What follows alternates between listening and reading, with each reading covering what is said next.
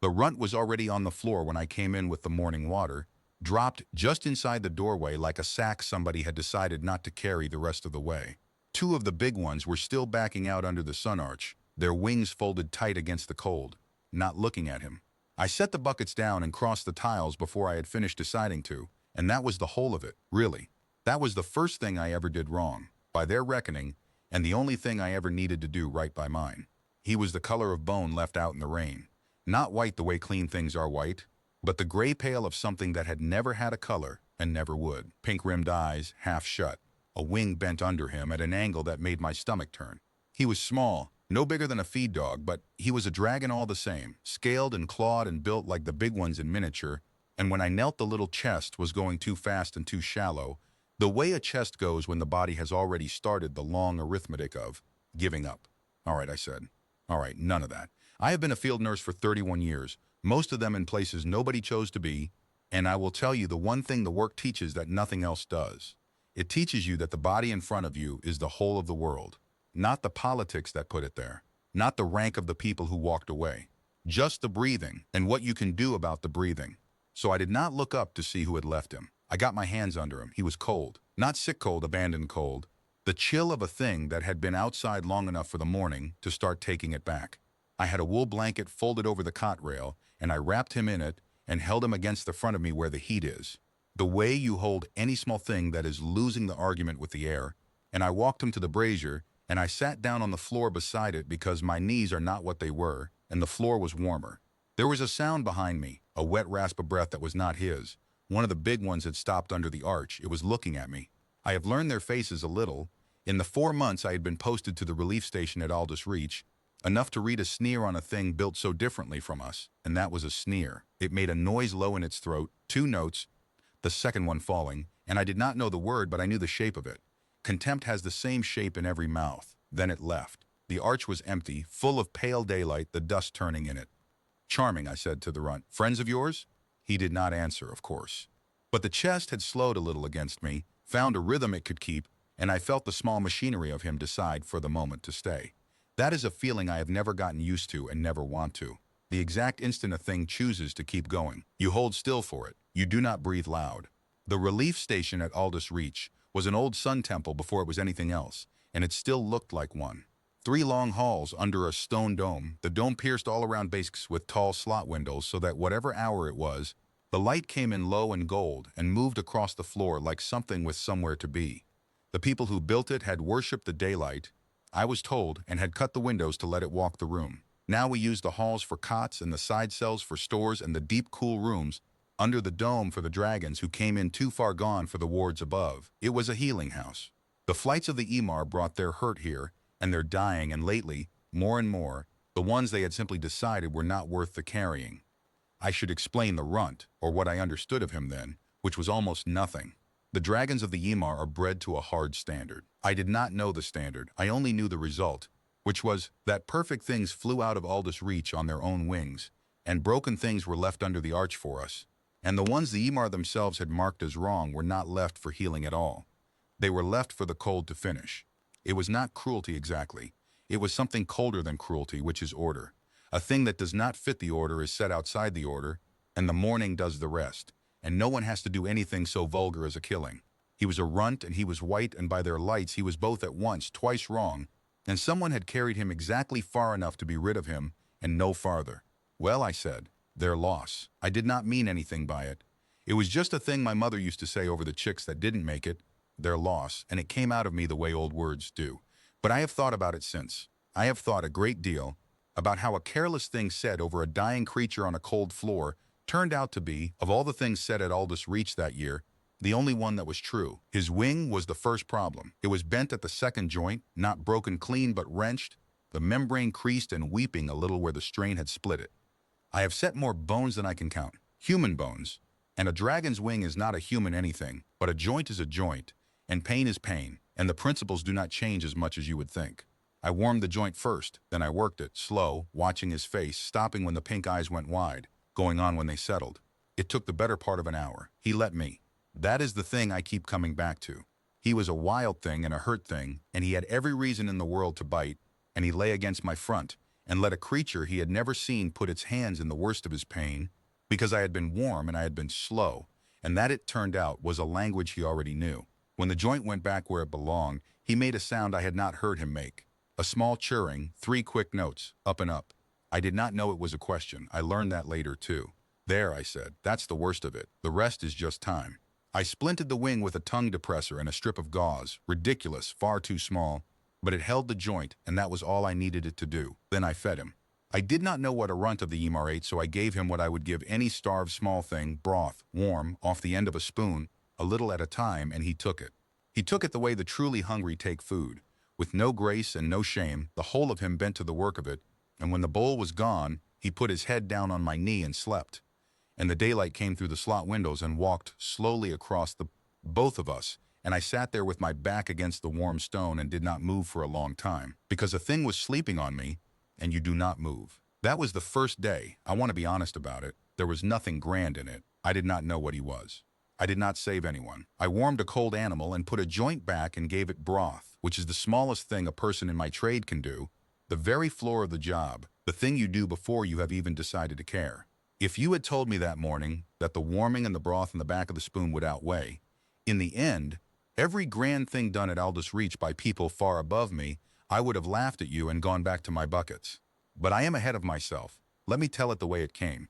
I had not meant to stay past my shift that first night, but a thing that is sleeping on you sets its own hours. The light moved off us as the afternoon went, the bar of gold sliding up the wall and thinning to nothing, and the underroom cooled and the runt slept on against my front, and I stayed because moving would wake him, and waking him would mean facing the question of what came next, and I was not ready for the question. So I sat, with my back to the warm stone of the brazier wall, and I watched the light leave, and I let myself, for an hour, not be a nurse with a problem in her lap, but only a tired woman holding something small that wanted to be held. I am allowed that, I think. Once in a while. The trade does not give you many of those hours, and you do not waste the ones it gives. When he woke, it was full dark above, and the slot windows showed only the gray of starlight, and I had to make the decision I had been putting off, which was where he slept. The dining room was the safe place, the one the flyers would not enter, but it was cold, and it was where things went to die, and I did not like the thought of him in it. The wards were warm, but the wards were watched. My own cell off the side hall was small and plain and out of the way, and against every rule of the house I carried him there, wrapped in the wool blanket, and I made him a nest of straw in the corner by my cot, and he slept the night an arm's reach from me, and I woke twice, to check his breathing the way you do with anything new and small, and both times the chest was going slow and easy, and his red eyes opened a slit to find me, and then closed again, content, and went back to sleep, and I do not have the words for what it is to be the thing a creature checks for in the dark and is reassured by. I had been a great many things in 31 years. I had never been that. It could not last in my cell, of course. The smell, the noise, the simple fact of a dragon in a nurse's quarters. And within 3 days, Corvain had moved him to the underroom and cut my hours, and the whole careful machine of hiding had ground into motion. And I tell you about the cell only because it was the one place he was ever simply mine, with no flyer probing and no compact and no high cold air turning overhead, just a runt and a nurse and a nest of straw in the corner. And I think of it more than I think of the gold morning at the end, if I am honest. The gold morning was theirs, the cell was ours. The first cost I paid for him, before the meat and the cut wage and the lying, was sleep, and I paid it gladly, and I have never once regretted the spending. The station master found him the next morning and told me to put him back. His name was Corvain, and he was a careful man, not a cruel one, which is worse, in a way, because cruel men can be shamed, and careful men only do the arithmetic. He stood over the cot where I had the runt bedded in a basket of straw, and he looked at the splinted wing and the empty broth bowl, and his face did the small tightening of a man who has found a sum that does not balance. The Ymar set that one out, he said. You know what that means. It means somebody decided he wasn't worth carrying. It means he is marked. We do not heal what they mark. It is in the compact. We treat their hurt, we ease their dying, we do not overturn their judgments. The day we start saying the Ymar are wrong about their own blood is the day they close this house and take their sick somewhere we cannot reach them. He said it flatly, a man reciting a true thing he wished were not true. Put it back under the arch, Yale. Before one of their flyers comes through and sees it living. My name is Yale Sorn. I had been at Aldous Reach 4 months on a 1-year posting, sent out from the inland service, because they were short of hands who could work the dragon wards and not faint, and I needed the wage, and there was nothing else interesting about me at all. I tell you this so you understand I was not anybody. I was a hired pair of hands at the far edge of nowhere, on probation half the time because I argue, and Corvain had every right and every reason to send the runt out, and the smart thing, the thing that kept my wage and my posting and the whole house safe, was to carry him back to the cold. No, I said. It is a small word. I have said it perhaps 4 times in my life that mattered. Each time it cost me something, and each time I would say it again. Corvain looked at me a long moment. He was not a fool. He knew that I knew what I was risking, and that knowing it I had said no anyway, and a careful man does not quite have the tools for that. It will die regardless, he said gentler. You are only making it take longer. Then it takes longer warm, I said. Find me a flyer who wants to file a complaint about a runt they threw away. I'll be in the underroom. I took the basket and I went down the worn steps to the cool, deep rooms under the dome, where the light came in only in one long slot near the floor, a single bar of moving gold, and the air was old and still. It was where the dying dragons were brought. So it was the one place in the house the Emar flyers did not go. They did not like to watch their own end any more than we do. I set the basket in the bar of light and I did my rounds, and I came back to him between everyone, and that was how it went for a while.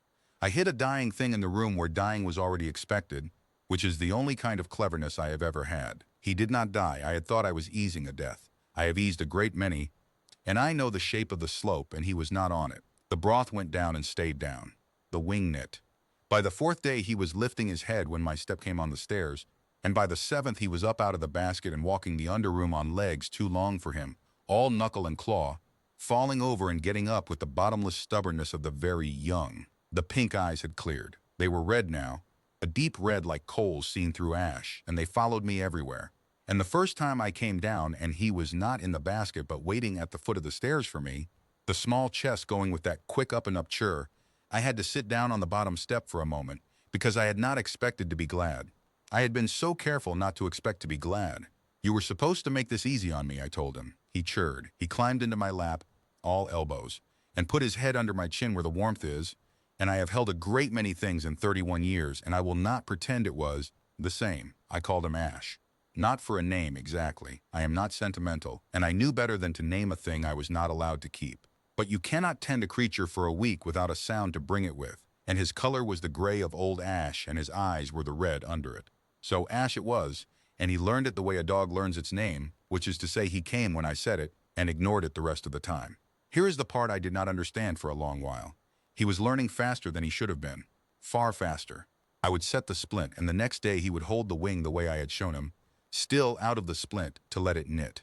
I would hum at my work, an old marching tune from the inland service with no words I could remember, and within 3 days the churring he made back to me had the same shape as the tune, the same up and falling, mangled, and his own but unmistakable.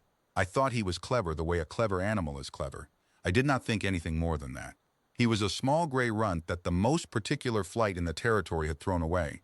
And the one thing everyone agreed on, the Emar and Corvain and the compact and the cold under the arch, the one thing they were all certain of, was that there was nothing in him worth the keeping. They were wrong about that. They were wrong about it in a way I could not yet measure, and the measuring of it, when it came, did not come from me. I want to be clear about that before I go on. I never saw what he was. I only saw what he was to me, which was a warm weight in the underroom and a step I came down faster for, and that was enough, and it was always going to have to be enough, because a hired nurse does not get to keep a dragon. The first flyer to find out he was alive nearly cost us everything. The meat run was where it nearly came apart the first time.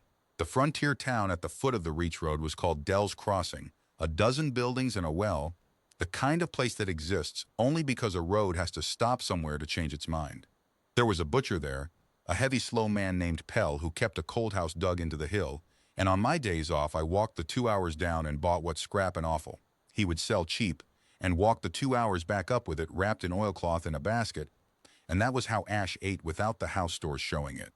It worked because nobody in Dell's Crossing thought twice about a nurse from the healing house buying cheap meat. Nurses are poor, everyone knows that. But Pell was not stupid, and a growing dragon eats more each week than the last, and the third time I came down in a fortnight, he leaned on his counter and looked at the basket and looked at me.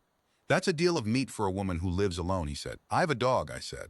You've a dog that eats a lamb's weight in offal every 5 days. He was not unfriendly about it. He was curious, which up at Aldous Reach I had learned to fear more than unfriendliness. Big dog, I agreed and paid him and left, and walked back up the Reach Road with my heart going, because I understood that the lie had a shelf to it, a length of time before it spoiled, and the meat would only grow, and Pell would only get more curious, and somewhere at the end of that road was a slow, heavy butcher in Dell's Crossing, telling a story over his counter about the nurse and her enormous dog, and that story drifting up the road the way stories do, and a flyer of the Ymar hearing it. There are no secrets at the edge of nowhere. There is only the time it takes a thing to be noticed. So I changed it. I stopped buying from Pell and started snaring. I had not snared since I was a girl on my mother's holding, but the hands remember, and there were hill runners on the bare slopes above the temple, fat gray things the size of a cat, and I set wire in the dawn before my shift and ran the line at dusk after it, and I dressed them in the underroom with a paring knife by the light of the slot window, and Ash watched me do it with his red eyes, and learned. He learned that too. By the end of the week, he was bringing me the wire when I reached for it, and by the end of the next, he had taken one of the hill runners himself, clumsy, a half-grown dragon falling on a half-grown rodent in the scree, and he brought it to me whole, and dropped it at my feet and churred, the quick up, and waited, and I understood that he was not asking me to take it. He was giving it to me. The runt the Ymar had thrown out was feeding the nurse who fed him, and I sat down on a rock in the cold dawn and put my face in my hands for a moment, and then I dressed the runner and we split it, and that was a better meal than I had eaten in a year. The cost was not only the meat. The cost was the lying, which I am not built for and which wore a groove in me. Every day I went up into the gold halls of Aldous Reach and worked my cut hours among the cots and the hurt dragons the Ymar brought in for proper healing, and every day I carried the knowledge of the thing in the basement past the eyes of the very flight that had thrown it away, and I smiled at the station hands and I gave the right answers, and I felt more and more like a woman walking on a frozen river who can hear, under the ice, the water that does not know it is winter. Corvain felt it too. He had thrown his lot in with me the day he said keep him out of sight instead of put it back. And a careful man who has stopped being careful is a frightened man, and he took to coming down to the underroom in the evenings, ostensibly to check the dining room stores, in truth to look at the runt and try to talk himself back into believing it was an ordinary thing. If a high one comes, he said one evening, watching Ash crash into the far wall and pick himself up, not a flyer, a high one, from the deep flight. We cannot hide this from a high one. They will smell the truth of it the moment they cross the arch. Then we don't hide it from a high one, I said. We hide it from the flyers, and we pray a high one doesn't come. You do not understand what you are praying against, Corvain said. The high ones come for one reason only. They come when the flight has lost something it cannot replace. And the flight. He stopped and looked at the gray runt, and I watched him not finish the sentence, because he had finally let himself understand what the runt was, and the understanding was that the flight had already lost something it could not replace, and did not yet know where it had gone, and when it found out, a high one would come, and there was no praying against that, only waiting for it. He's growing too fast, Corvain said instead, quieter. He'll be too big for the underroom by midwinter. Then what? I did not have an answer to that. I still do not. Looking back, there was no plan in any of it. I want to be honest about that, because it would be easy now, telling it after, to make it sound as though I knew what I was building toward, and I did not. I was a tired woman keeping a warm thing warm one day at a time, and every day the thing got bigger and the lie got thinner and the cold under the ice got louder, and I knew it could not last, and I did it anyway. The way you keep holding a hand you know you will have to let go of, because the letting go is not yet, and the holding is now, and now is the only thing the floor of my trade has ever given me to work with. Then what? I said to Corvain. I don't know then what. I know now. Now he's warm. Let me have now. Corvain looked at me a long moment in the failing light of the slot window, a careful man and a tired nurse and a thrown-away runt between them in the straw, and then he did a thing I had not expected. He reached into his coat and took out a paper twist of dried meat, good meat, the kind that costs, and he set it down by Ash's bed without a word, and he went up the stairs, and I understood that I was not the only one walking on the ice now. He had picked the run up off the floor too in his own careful way. He just had not knelt to do it. It came down the stairs while I was changing the gauze. I heard it before I saw it, the scrape of a big wing on the old stone, the wrong sound in that room, and I turned with the soiled gauze still in my hand, and there it was, filling the stairwell, a flyer of the Ymar with the green bronze scale of the warrior caste and a head as long as my whole arm. It had come down looking for a dying thing, the way they sometimes did, to take the body before the underroom had it. What it found was the body sitting up in my lap cheering at it, splinted, fed, alive, very obviously alive, and the flyer went still in the way that large things go still when they have not yet decided what they are. I did not move. You do not move. I had Ash in my lap, and the flyer's eyes were on him, and then on me, and then on the splint, the little ridiculous splint of gauze and a wooden spoon stick, and I watched it understand what the splint was, that a thing had been mended that the Ymar had ruled should not be, and I watched the understanding turn into something I had a name for. Anger has the same shape in every mouth too. It made the two-note sound, the falling one, the contempt, and then a third note under it that was new, and the new note had teeth in it. It lowered its head until the long jaw was level with mine, and the heat came off it in a wave, and I could see, very close, the way the scale lay over the bone, each plate a separate, deliberate thing, beautiful and entirely without mercy. I am not a brave woman, I want that on the record. My hands were shaking, but there was a small gray weight in my lap that had decided to stay, against all the arithmetic, and I was not going to be the one who undid that. So I sat there with the soiled gauze in my fist, and I looked at the worst thing I had ever seen up close, and I said the only thing I had. He was cold, I said, that's all. He was cold and I got him warm. You can do what you want to me, but I'm not putting him back. The flyer did not understand the words, it could not have. But Ash answered. He had gone very small in my lap when the big one came down, pressed flat against me, but at the sound of my voice raised, he climbed up the front of me to my shoulder. The splinted wing held careful out of the way, and he put himself between my face and the flyers. A gray runt the size of a feed dog sat between a hired nurse and a warrior of the Ymar, and he made a sound at the big one that I had never heard him make, low, not a chirr, a thing that came up from somewhere older than he was, and the flyer reared its head back as though it had been struck. I did not know what the sound meant. I learned, later, that it was not a sound a runt should have been able to make. It was a flight word, a word of place and claiming, the sound a dragon of standing makes to say, this is mine and you will not, and it had come out of a thing that by every law of the Ymar had no standing at all, no place, no claim, nothing, and it had come out aimed at a warrior of the blood, and the warrior had flinched. For a moment the underroom was very quiet. The bar of gold light moved a little on the floor. Then the flyer straightened, slow, and looked at the runt for a long time, and looked at me, and I will tell you, I did not read reverence in it, not then. I read confusion, which in a creature like that is its own kind of dangerous. It did not know what it had seen.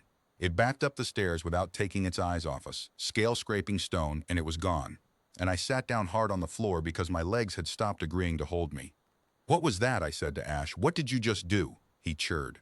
He was a runt again, small and tired, the great old sound gone out of him as though it had never been, and he climbed back into my lap and put his head under my chin and shook, the way the very young shake after the danger is past, and they have only just understood there was danger. And I held him, and I shook a little too, and that was the first time I knew, somewhere below thinking, that I had hold of something I did not understand. Corvain came down within the hour. The flyer had gone to him, of course. I expected to be dismissed on the spot, and worse, I expected the runt to be taken. And I had spent the hour deciding what I would do about that and arriving each time at nothing, because there was nothing I could do. I was one tired woman and they were the Ymar. But Corvain did not have the face of a man come to dismiss me. He had the face of a man who has been handed a sum that not only does not balance, but appears to be written in a hand he does not recognize. It would not touch him, he said. The flyer, I told it to remove the runt and it would not. It said he stopped. He was a careful man, and the care had gone out of his voice, and that frightened me more than the flyer had. It used a word I have only heard them use for their own highborn, for the one, the marked one. Yale, what have you been keeping down here? A runt? I said. A cold runt with a bad wing. That's all I know, Corvain. That's all there is to know. I warmed him up. They do not flinch from us, Corvain said, almost to himself. In 11 years at this house, I have never once seen one of them flinch. And it flinched from a thing it threw away. He looked at the basket, at the splint, at the bar of light. Keep him down here, he said finally, and it was not the order I had braced for. Keep him out of sight, and Yael, be careful with him. I do not think we know what we have. We did not. But the Ymar, somewhere far above us, had begun to find out, and the finding out was already moving, the way water moves under ice, before you have heard a single crack. The patients began to notice him before the flyers did. That was a danger I had not thought to guard against. Aldous Reach was a working healing house, and there were always dragons in the upper wards. The Ymars hurt that they did bring in for mending, broken from falls, or fouled from the long migrations, or burned in the territory disputes they fought among themselves over crag and thermal. They lay on the great stone pallets in the gold light, and we tended them. And they were not, most of them, friendly, but they were not the throwing-out kind either. They were ordinary hurt creatures a long way from home, and like all such creatures they watched everything. Because watching is what the hurt do to pass the time, and to know whether the next thing through, the door means them harm. So they watched me, and they began around the 5th week to know. I cannot tell you how they knew. Ash never came up to the wards. I was careful past carefulness about that. But a dragon's nose is a thing built for the high, cold air, where a scent carries leagues, and the smell of him was on me, in my hair, in the weave of my apron, no matter how I scrubbed.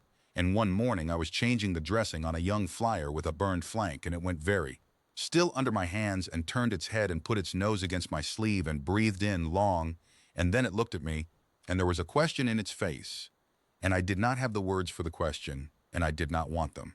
I finished the dressing. I kept my hands steady. But after that, the upper wards were different. The hurt dragons just watched me cross the floor, and they breathed me in as I passed, and they did not say anything, could not say anything to me, but they said it to each other, the low ground settling sound passing pallet to pallet, and I knew that the smell of the thrown-away runt was moving through the wards of Aldous Reach, the way the cold moves under ice. And I knew that sooner or later one of them, healed and going home, would carry it up into the high air, and there it would meet the great turning grief in my dreams, and the two would recognize each other. I told Corvain. He went gray. "How long?" he said. "I don't know. They can't tell anyone here, but they go home." "Then we have until the next one is healed enough to fly home," Corvain said. "The flank burn, she is near 10 days, perhaps a fortnight." A fortnight. I had a fortnight of now left, by Corvain's reckoning, and then the ice would break, and I did the only thing I knew how to do with a deadline, which is to work harder. I healed the flank burn well and slower than I needed to. I am ashamed to say a little, because every day she stayed was a day Ash stayed, and I am not proud of stretching a creature's recovery to buy myself time. It is against everything the trade is, but I did it, and I would do it again. And there is a kind of arithmetic the floor of the work does not cover, and that was the first time I met it. Ash, meanwhile, was becoming something I had no name for. The learning had gone past clever. He had started in the underroom to do a thing with the bar of slot light that I could not explain. He would sit in it and go very still, the red eyes half closed, and the light would seem to gather on him, to pool, the grayscale taking it and holding it the way still water holds the sky, and the underroom, which was always cold, would grow warm around him. Not lamp warm, sun warm, as though he had caught a piece of the daylight and was keeping it. I would come down chilled from the wards, and he would be sitting in his bar of gold with the warmth pooled around him, and he would chirr at me, and I would sit in it with him and thaw, and I did not understand it, and I did not question it, because a tired woman who has found a warm place does not interrogate the warmth.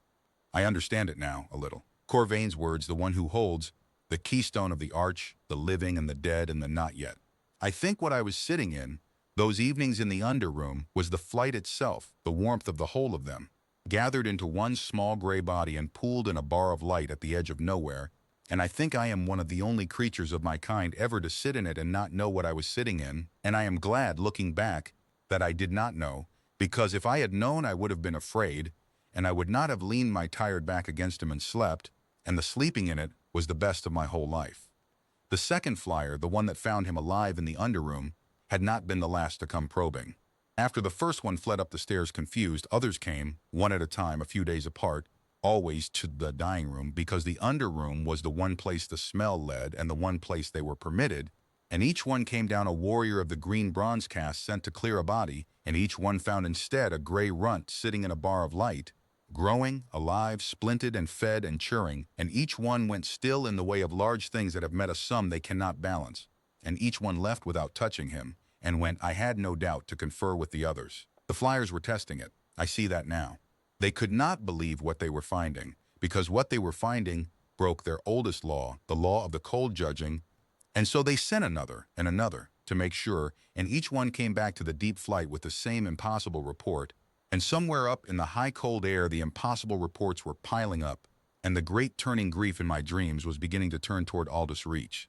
Slow the way a thing that vast must turn, but turning, and I lay on my cot in the warm, and felt it coming, and held the runt and counted the days I had left, which were never as many as I wanted, and were always, somehow, enough for one more now. After that I stopped pretending he was a patient. You can only lie to yourself about a thing so long, and the lie I had been telling, that I was easing a death, that I was warming a runt who would die warm instead of cold, had run clean out. He was not dying, he was growing. By the end of the second week, he was too big for the basket, and I had made him a bed of straw and old blankets in the corner of the underroom, where the light reached at midday, and he had taken to flying short broken hops the length of the room, the splint off now, the wing healed crooked but healing, and crashing into the wall at the far end with a thud and a chirr of pure outrage, and doing it again.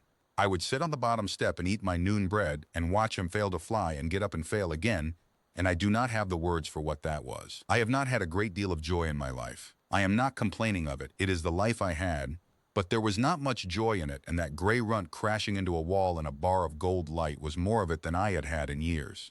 The cost came due in small ways first. Corvain cut my hours, which cut my wage, to keep me off the upper wards where the flyers would see the smell of the runt on me. I took it. Then the broth ran short because a growing dragon eats, and the house stores were counted, and I could not draw what Ash needed without it being noticed. So I bought meat from the frontier town, 2 hours walk down the Reach Road, carried it back myself on my days off, and there were not many coins in a cut wage for meat, so I ate less. I am 61. I could afford to eat less for a while. I did not tell anyone, and Ash did not know, and that was between me and the road. Then the dreams.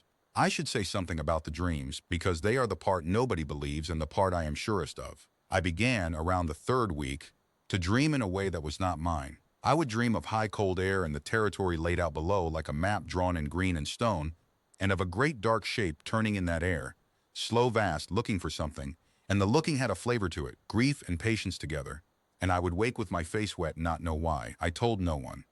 You do not tell a careful man you are dreaming another creature's dreams, but I knew whose air it was. I had been sleeping in the underroom by then, on a cot beside the straw, because Ash slept badly without me near, and I think now that I was close enough to him, for long enough, that some of what ran in him ran a little way into me. I do not understand it, I only report it. The great dark shape in the dream was looking for him. I knew that the way you know things in dreams, completely and without reason. Something out in the high cold air had lost a thing and was turning and turning, looking, and did not know to look in a cool stone room at the edge of nowhere, in the lap of a tired woman who ate less so it could eat. The second flyer came on a market day, when the house was thin of hands. This one did not come down the stairs. It came to the great arch above, the sun arch, and it would not enter, and it called. It called for a long time, a single note, held and held until the breath ran out and then begun again. And the note went down through the stone and into the underroom, and Ash heard it. I was holding him when he heard it. I felt the whole of him go rigid, and then I felt him answer. The great old sound again, the flight word, but turned now, not a warning. Something else. Something that cracked in the middle the way a young voice cracks. And the flyer at the arch above went silent, and then it screamed. And it was not a scream of anger. I have heard every kind of scream a body can make. It was a scream of finding.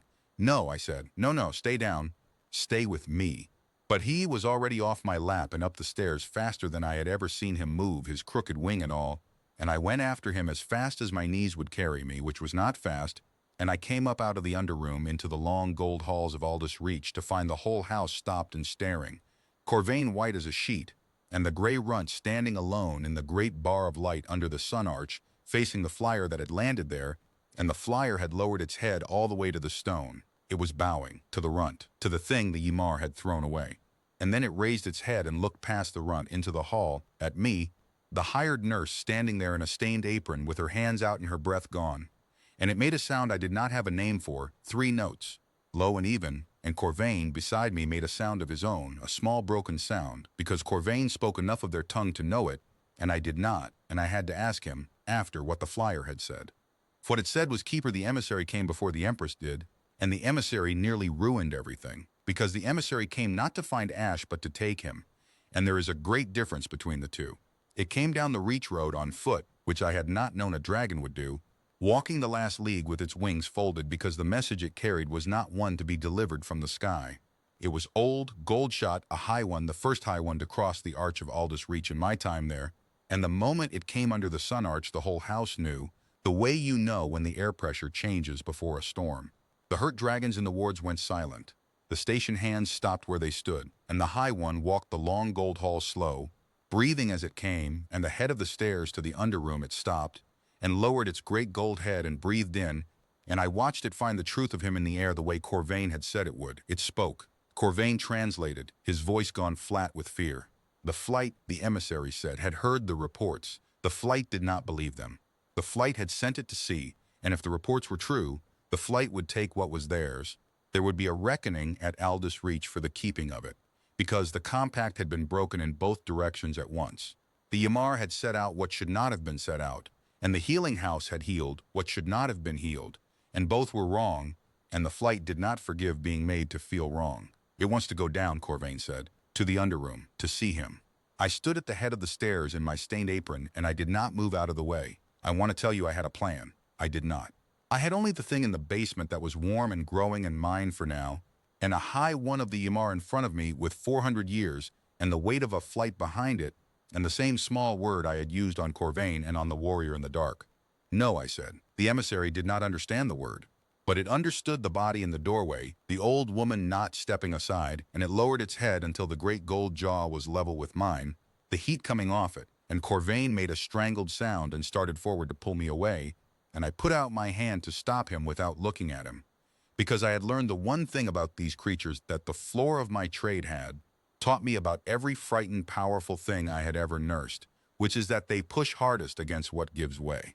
You can go down those stairs, I said to the emissary, slow, so the shape of it would carry even if the words did not. But you'll go down them past me, and I'll be telling him the whole way that you mean him harm, and he'll hear it in my voice, because he knows my voice, and whatever you've come to take, you'll take it frightened and screaming, and you'll carry it up to your flight, frightened and screaming, and they'll know you did that. They'll know the first thing the one who holds felt coming home was fear and that you put it there. I had no idea if any of it was true. I made it true with my voice, or you can let me bring him up, warm, calm, knowing he's safe, and you can carry that home instead, your choice. But you don't go down those stairs while I'm standing in front of them. Corvain stared at me as though I had lost my mind. Perhaps I had. The emissary held there, jaw level with my face, for a long time, and then a thing happened that I did not expect. It made a sound, low, and the sound was not anger. It was, I think now, recognition, the first dim flicker of the thing the Empress would name outright. The understanding that the runt had not been kept by force or by greed, or by anyone clever enough to know what they held, but by a tired woman who would stand in a doorway and lie to a high one of the Ymar rather than let a young thing be taken frightened. They had never seen that. In all their long age, nobody had ever stood in the way of the cold judging.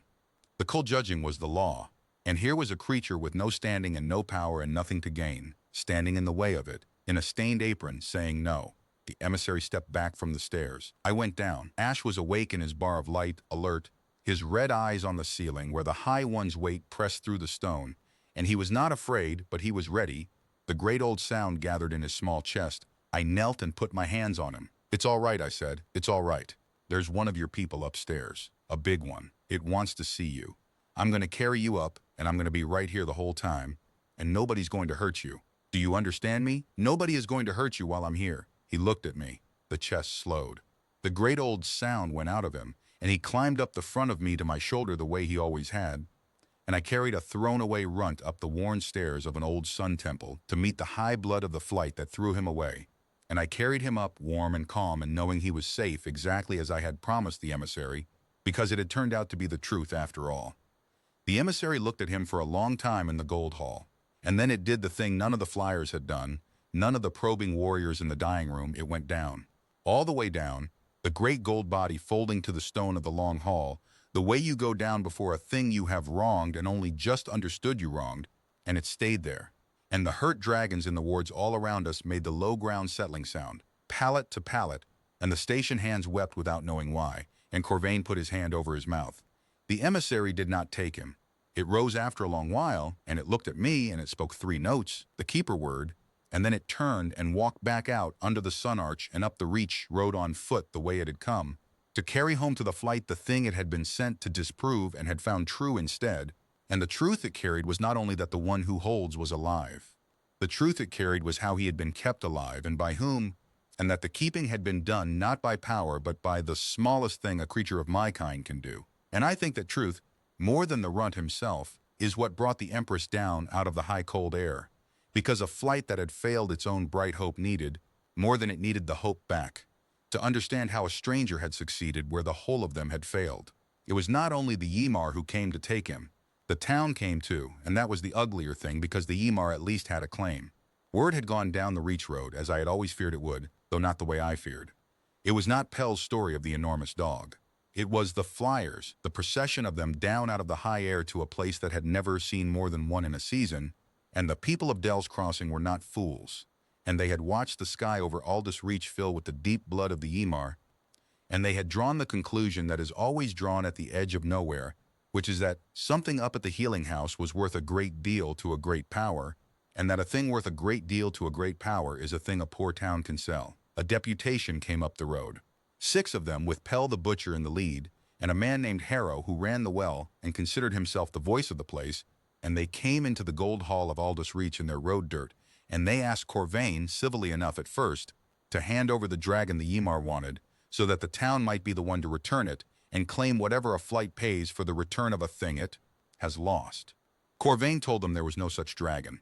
Corvain was a careful man, and he lied carefully, and they did not believe a word of it. Half the territory's seen the sky over this place, Harrow said. You've got something they want. We're not asking to keep it. We're asking to be the ones who give it back. There's no harm in that to you. There's coin in it for the crossing, and the crossing's had a hard winter, and that's the whole of it. There is nothing here to give back, Corvain said. I should have stayed out of it. I was a hired nurse on probation, and the smart thing was the back room. But I had heard the word give back too many times in a quarter hour, as though Ash were a strayed beast or a lost purse. And something in me that the trade has never managed to school went over its edge, and I came out into the gold hall in my stained apron, and I said the thing you must never say to frighten poor people who have had a hard winter, which is the truth. He's not a thing you give back for coin, I said. He's a young one. He was thrown out to die, and I got him warm, and he's mine to look after until his own come for him, and they'll come for him themselves.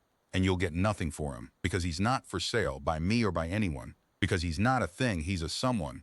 And the day a hard winter turns a someone into coin is the day I want no part of the crossing or anyone in it. It was the wrong thing to say. It is almost always the wrong thing to say the truth to people who have decided they need a thing to be otherwise. Harrow's face closed. Pell would not look at me, which told me Pell at least still had the shame of it in him. And Harrow said, quiet. The thing I had been afraid of underneath all the other fears. Then we'll tell the Ymar where it is, he said. Direct. We'll go up the road and find one of their flyers, and we'll tell it the healing house has been keeping back what's theirs, hiding it in the cellar, healing what they marked for the cold. And we'll see what the Ymar do to a house that does that. You think there's no harm to you?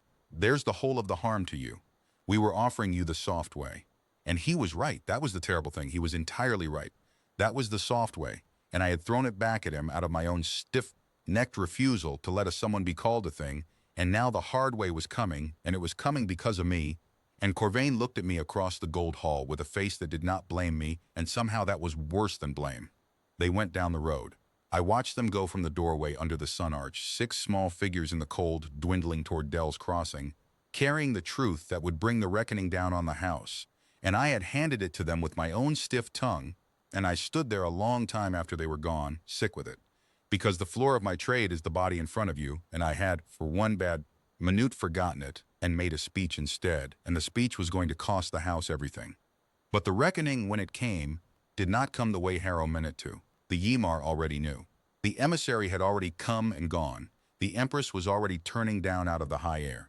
Harrow's deputation went down the road to sell a secret that had already been spent, and somewhere on that road, Corvain heard later, they met a flyer of the Ymar, and they told it, breathless, what they had come to tell, expecting fear, expecting reward, and the flyer had listened, and had understood that these small creatures had come to sell the one who holds for coin, and had not been afraid, and had not paid, and had instead made the falling 2-note sound, the contempt the one I had heard on the very first morning aimed at a cold runt on a floor, and had aimed it now at 6 men in the road and had flown on. And the men of the crossing came home with nothing, and the story they told after was not the one they had gone down to sell, and to this day, I am told no one in Dell's Crossing speaks of the winter the sky filled with dragons, because there is no version of that story in which the crossing comes off well, and a town, like a flight, learns over time to set the things that shame it out in the cold and let the years do the rest. I did not know any of that yet, standing in the doorway watching them dwindle down the road. I only knew I had made it worse, and that the now was shorter than ever, and I went back down to the underroom, and I sat in the failing light with the runt in my lap, and I told him I was sorry, which he could not understand, and he chirred the up and up at me anyway, the question, forgiving me for a thing he did not know I had done, and I held him, and the cold came up off the stone, and his small warmth held it back the way it always had, the way it was always going to until it didn't. They did not take him that day, which surprised me, because I had braced all over again for the taking. The flyer bowed and called the long-held note out into the air one more time, and then it left, and the gold light came back into the empty arch, and Ash turned around and walked the length of the hall back to me past all the staring faces with his crooked wing held careful and his red eyes on mine, and climbed up the front of me to my shoulder and put his head under my chin, and the whole house watched a thrown-away runt choose a hired woman over the open sky, and not one of them made a sound. It was Corvain who finally told me what I had. We sat in the underroom that night, the two of us and the runt asleep between us in the straw, and Corvain talked low and fast the way frightened, careful men talk when the care has finally failed them. He told me what he had pieced together from the flyer's words and from the things a station's master hears over 11 years. The Ymir did not breed for size or color or wing. They bred, he said, for a thing they had no word for in our tongue, a thing in the blood that came once in a long age, a dragon that could carry the flight in its mind, hold all of them at once, the living and the dead and the not yet, the way a keystone holds an arch. They called such a one by a word that meant, near enough, the one who holds. And they could not breed it. They could only wait for it, and watch their hatchlings for the sign of it. And the sign of it, Corvain said, his voice gone strange, the sign of it was a runt, small, pale, wrong-looking. Because the thing in the blood took everything the body had and left nothing over for size or color, so the one who holds always came into the world looking like the least of them. And the Ymir, who had waited an age for it, had learned over that age to mistrust the very thing they waited for, because it never looked like what they wanted, and most ages the runt was only a runt and died, and so they had made a hard rule. They set the wrong ones out. They let the cold judge, so they would not have to. They threw him out, Corvain said, because he looked like exactly what he is, and the cold should have taken him. It always took them. And then a nurse with no idea what she was holding picked him up off the floor. I looked at the small gray thing asleep in the straw, the thing the most particular flight in the territory had bred toward for 100 years, and then carried out under the arch to die because it had come at last, and they could not bear that it was small. He's just a runt, I said. It was the last time I said it. I did not believe it, even as I said it. He is the one who holds, Corvain said, and you fed him broth off a spoon. He laughed once, a sound with no humor in it, only the helplessness of a man who has done the arithmetic and found it does not balance and never will. Yale, do you understand what is coming here?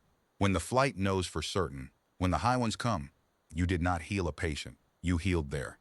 He could not find the word. There was no word in our tongue. You healed the center of them, he said at last. And they left it to die in plain sight, and we kept it alive in the basement, and I do not know what they do to people like us. I do not think there has ever been a people like us. The dreams got worse or stronger after that. The great dark shape turning in the high cold air came every night now, and the grief in it had gone sharp, because somewhere up there the flight had begun to understand what it had thrown away, and there is no grief like the grief of having had the thing you waited an age for in your own claws and set it down in the cold. I would wake with my face wet and Ash awake beside me, his red eyes open in the dark, and I understood that he felt it too, that he had always felt it, that he had carried the whole grieving weight of them in his small body the entire time he was crashing into walls in a bar of gold light, and had crashed into walls anyway, because he was also just a young thing who wanted to fly, both at once, the center of a flight, and a runt who wanted his broth. I have never gotten over it. I do not want to. I can't keep you, I told him that last night before they came. I had known it from the floor of the first day, but I had not said it out loud to him, and I made myself say it then, because he deserved the truth from at least one creature in his life, and I was the only one positioned to give it. You know that, don't you? You're theirs. You were always theirs. I stopped. I just got you warm. He put his head under my chin.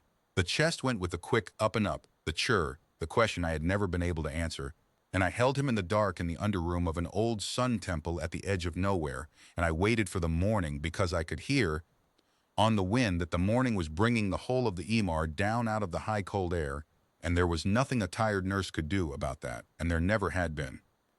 The last night before they came was the longest of my life, and I spent most of it in the underroom with Ash, because I knew, the way you know a death is near, that the now I had been hoarding one day at a time was almost spent. A young flyer came in the dark hours, after the emissary had gone, and before the dawn that brought the Empress. It came alone, and it did not come for the dying room, and it did not come to take him. It came to the slot window at the base of the dome, the one that let the low light into the underroom, and it lay down outside it in the cold and put its eye to the slot and watched him sleep. I woke to find it there, a great green bronze eye in the slot, unblinking, and my first thought was fear, and then I saw the eye and there was no threat in it. There was grief. It was young, this one, and I understood, slow, lying on my cot in the dark, what it was. It was one of the ones who had carried him out. Corvain told me later that the young flyers of the warrior caste were given the carrying out, the setting of the marked ones under the arch, because it was held to be a hard duty, and the young were made to learn it. This one had carried out a gray runt on a cold morning, had set him down inside the door of the healing house and backed away under the arch and made The falling two-note sound of contempt, and had flown home, and had since learned what the runt was, and had come back in the dark to put its eye to a slot window and look at the thing it had carried to its death, that had not died, that was sleeping warm in a bar of light, in the lap of a creature it could not understand. I did not chase it off. I lay still and let it watch. After a while Ash woke and felt the eye, and did not make the great old sound. He got up, careful, and walked to the slot, and put his small gray face against it from the inside, and the two of them stayed like that a long time, the carried and the carrier, eye to eye through the old stone, and I do not know what passed between them, and it was not for me, and I held still for it the way I had learned to hold still for the things that were not for me. When it was done, the young flyer rose, and it looked once at me through the slot, and it lowered its head all the way, in the cold dark outside the window, to a hired nurse on a cot, and then it was gone up into the night. I did not sleep after that. I sat in the dark with Ash in my lap and the slot window slowly going gray with the coming day, and I felt the great turning grief in the high air stop turning at last and come about and start down toward Aldous Reach, the whole of it, the deep flight, the Empress, all of them. And I knew that the now was over and the morning was bringing the end of it, and there was nothing a tired woman could do to hold the morning back. I talked to him that last gray hour. I do not know how much he understood. I think now he understood all of it, that he had understood everything from the floor of the first day, the way the keystone understands the whole arch. But I did not know that then, and I talked to him the way you talk to a thing you are about to lose, because the talking is for you, not for them. You're going to go home today, I said. Your real home, up there, where it's cold. He chirred. The question, the up and up. I know, I said. I know it's cold up there. That's why they left you. They were afraid, and they let the cold do the deciding so they wouldn't have to feel like they'd done it.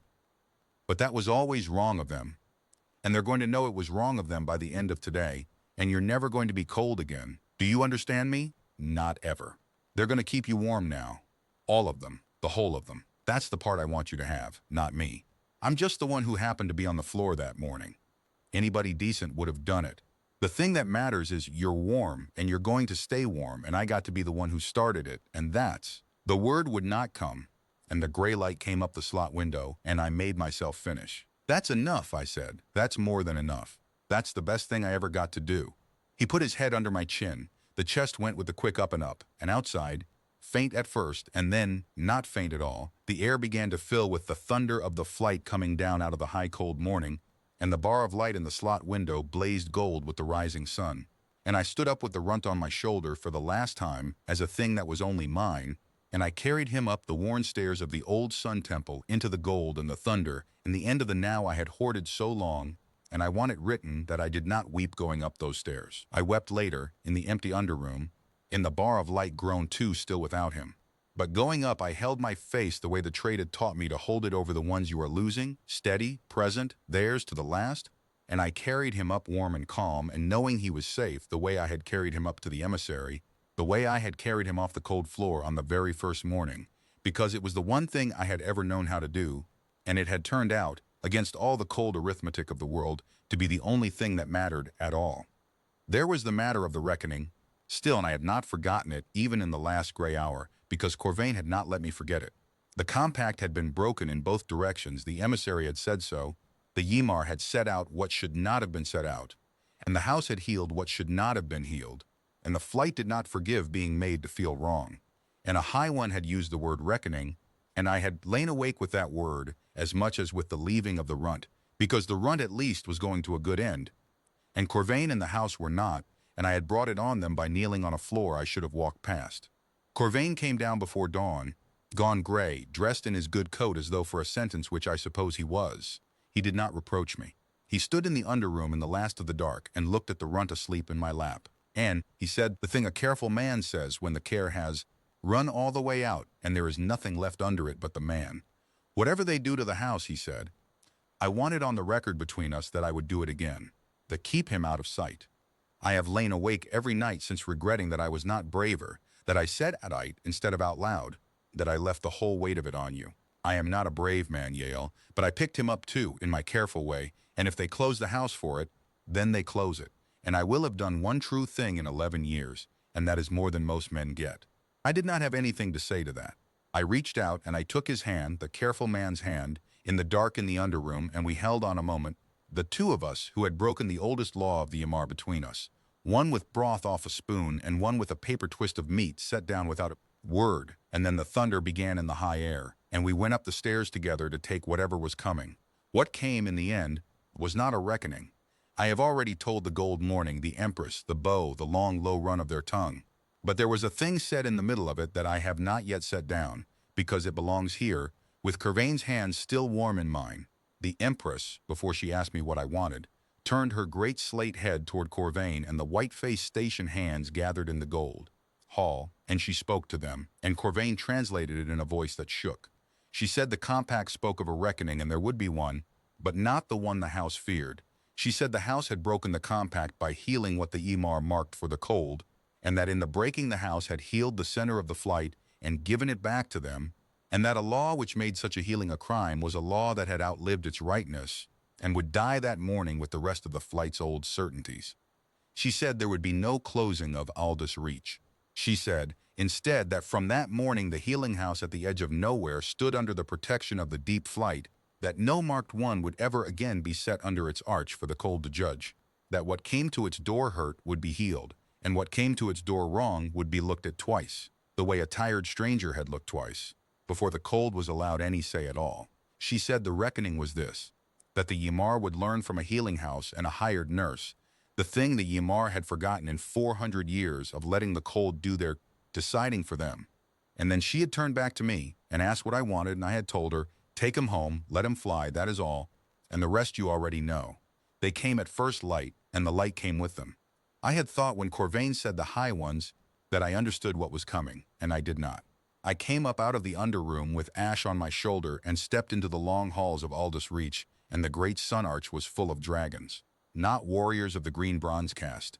These were the deep ones, the slate dark and the gold shot, the old blood, and they were enormous, each one the size of a freighter, and they had set down all across the dome court and along the Reach Road and on the bare hills beyond it, rank on rank of them, more than I could count, and the morning sun came up behind them and lit the edges of all those folded wings until the whole of Aldous Reach was rimmed in gold, and they were silent, everyone, and they were looking at the doorway. They were looking at me. I want to tell you I walked out to meet them with dignity. I did not. My knees were going, and my apron was stained with broth, and I had not slept, and I had a runt clinging to my shoulder, and I stood in the doorway of that old healing house with the most powerful flight in the territory arrayed in front of me in the gold morning light, and the only thought in my head, the entire thought, was that they had come to take him, and I was going to have to let them. The largest of them came forward, slate dark, scarred, old past my reckoning, and where it walked the others lowered their heads, so I knew it for whatever they had instead of a queen, the one they answered to, and it came across the dome court slow and stopped a long way off, farther than it needed to, the way you stop short of a thing you are not sure of, and it looked at the run on my shoulder for a long, long time. Then it looked at me. And then, in front of the whole flight in the gold light, the great slate dark head went down, not all the way, not the full bow the warrior had given, lower than that. It put its jaw against the stone of the dome court, and it held it there, and a sound went through the ranked dragons behind it. Low, vast, a sound like the ground settling, and Corvain, somewhere behind me, breathed a word, and the word was Empress. I did not bow back. I did not know to. I stood there with my mouth open and my hands shaking, and Ash on my shoulder made his answer to her, the flight word, whole now, not cracking, the great old sound of place and claiming come fully into him at last. And the Empress raised her head and answered him. And what passed between them then was not for me, and I knew it, and I held still for it. When it was done, she looked at me again, and she spoke. Slow, the 3 even notes the warrior had used, keeper, and then more, a long low run of their tongue. And I turned to Corvain because I could not understand it, and his face was wet, and he was not a man who wept. She says he managed. She says the cold should have had him. She says they carried him out themselves. She says he stopped and started again. She says they have waited an age for him and bred toward him, and prayed for him, and when he came at last they could not see him, because he was small, and they were afraid, and they did the thing they always do, they let the cold judge so they would not have to, and the cold gave him to you. He swallowed. She says the flight failed him, and a creature with no place in the world and no reason to, and nothing to gain, saw him cold on the floor and got him. Warm. She says she does not understand it. She says she has lived 400 years and does not understand a thing so small. The Empress was still looking at me. Behind her, the flight waited, ranked in the gold, silent. She wants to know, Corvain said very quietly, what you want. for it. She says you may name a thing and the flight will do it. Land, their protection, a place among them. She says, Yale, she says you held the center of them in your hands and you may ask for anything that is theirs to give. And it is a great deal. I looked at the Empress and at the ranked flight and at all that gold light on all those folded wings. And then I looked at the gray runt on my shoulder, who was looking at me, the red eyes steady, the small chest going with the quick up and up. The question, the only question he had ever had, the one I had never been able to answer. I could answer it now. That was the only thing in the whole gold morning that I wanted. Tell her, I said, that I don't want anything. My voice came out steadier than I had any right to. Tell her I'm a nurse. I got a cold animal warm. That's the whole of the job. That's what the job is. You don't get a reward for doing the job. I had to stop. I made myself go on. Tell her if she's asking, tell her he's not a thing to be given. He's not land or protection. He's a young one who wanted his broth and crashed into walls and slept better with somebody near. He's theirs. He was always theirs. I knew that from the floor. The word would not come and then it did. I just didn't want him to be cold. Take him home. Let him fly. Tell her that's all. Tell her that's all I ever wanted for him, Corvain told her. It took longer in their tongue than it had in mine. The Empress listened with her great old head still, and when it was done she was quiet for a long time, and then she did a thing I did not expect and have never forgotten. She came forward, all the way forward, until the slate-dark jaw was level with my face the way the warriors had been in the underroom, but there was no anger in it now. She breathed out, slow, warm over the both of us, the runt and the nurse, and then she touched the very tip of her jaw to my forehead, light as a thing can be that size. The way you would touch a thing you had decided was holy and had almost thrown away, and she spoke 3 more notes, and these Corvain did not have to translate, because she had used the word for him, the keeper word, but this time she had aimed it at me. Then she stepped back, and she made a sound, and the whole flight rose at once, the air full of the thunder of all those wings, and Ash went up off my shoulder into the gold morning with them, his crooked wing and all, small and gray among the slate dark and the gold, the least of them and the center of them both at once, and they turned in the high air the way the great shape had turned in my dreams, and they were gone, north, up into the cold he had been left out to die in, and I stood in the doorway of the old sun temple with my apron stained with broth, and my forehead warm where she had touched it, and I watched until I could not tell him from the sky, he comes back. I should say that, because it is the part that matters, and I have left it for last.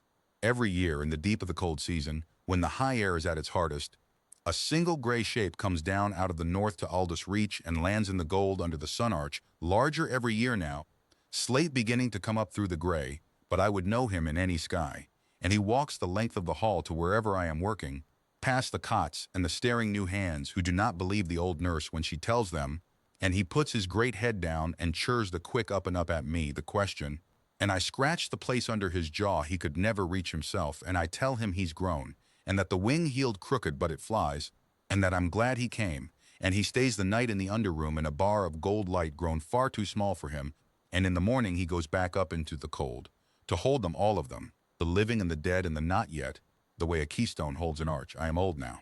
There will be a year he comes, and I am not here. I have made my peace with it. But I think of him up in that high cold air, holding the whole grieving weight of his flight in a body they were sure was worthless.